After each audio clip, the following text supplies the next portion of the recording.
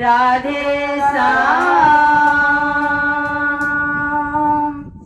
अच्छे गुरुबन जी देखी भगवान भोलेनाथ के बराती आवताटे तो सखी लोगे सभी सबके खुशी होला कि आज माता पार्वती के बराती आवता था। हमनी के चलल जा दरबार में बराती देख जावल जा कि कैसे वहाँ के बराती आइल बा। सारा सखी लोग जाता नी लो देखा तनी लो तो बारात कैसे आवता टे तनी अरे ऐसन बारात नाही देखनी रे माई जिया करे धका दो। अरे ऐसन बारात नाही देखनी रे माई जिया करे धका दो।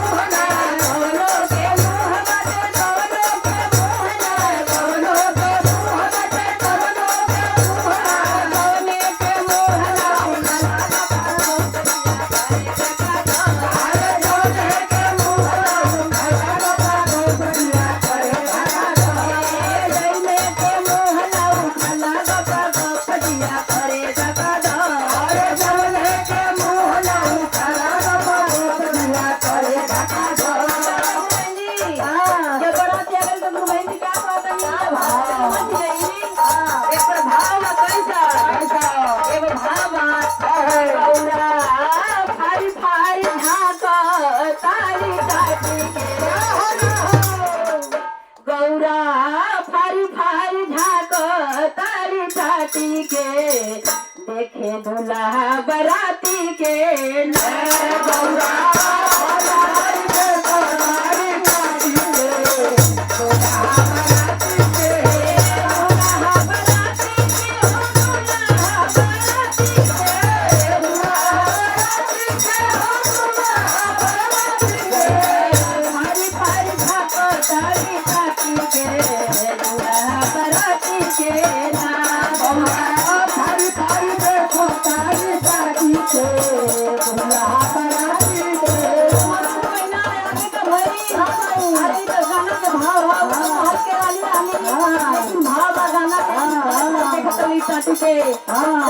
लागे कितने बहुरिया के दांत लगी गई